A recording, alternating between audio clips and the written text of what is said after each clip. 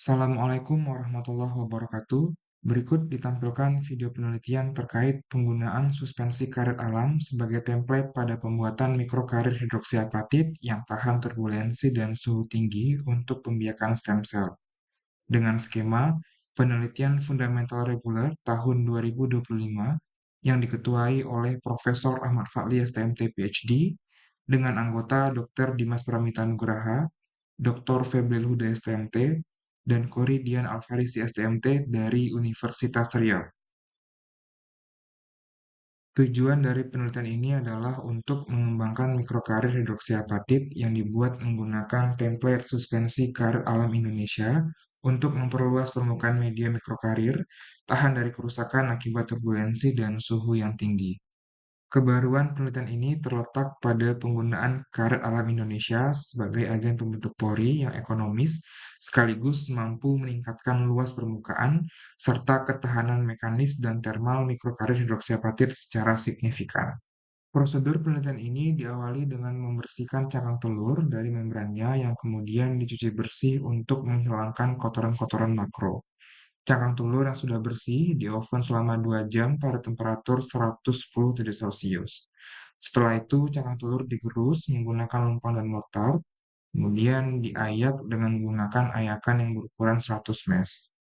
Serbuk cangkang telur yang berukuran 100 mesh dimasukkan ke dalam crucible untuk dikalsinasi menggunakan furnace pada temperatur 1000 derajat Celcius selama 5 jam.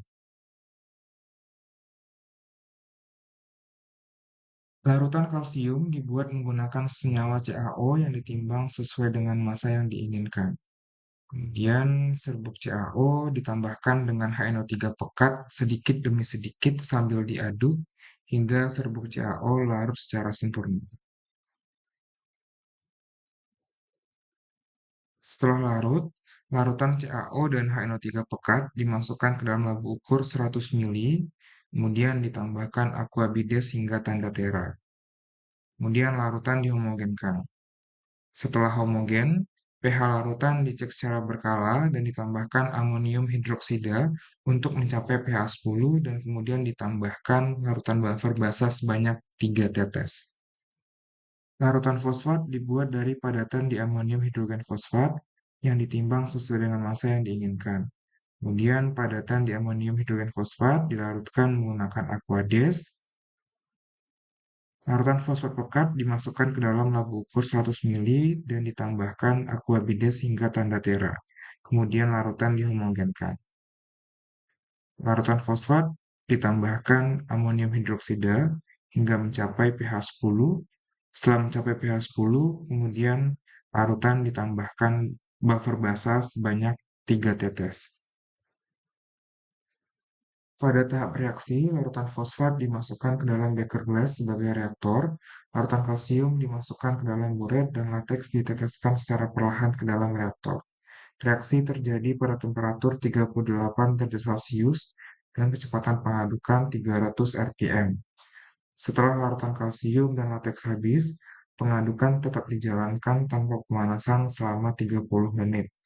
Setelah itu, di-aging selama 24 jam. Selesai proses aging, presipitat dikeringkan menggunakan proses filtrasi vakum untuk memisahkan padatan dari cairan.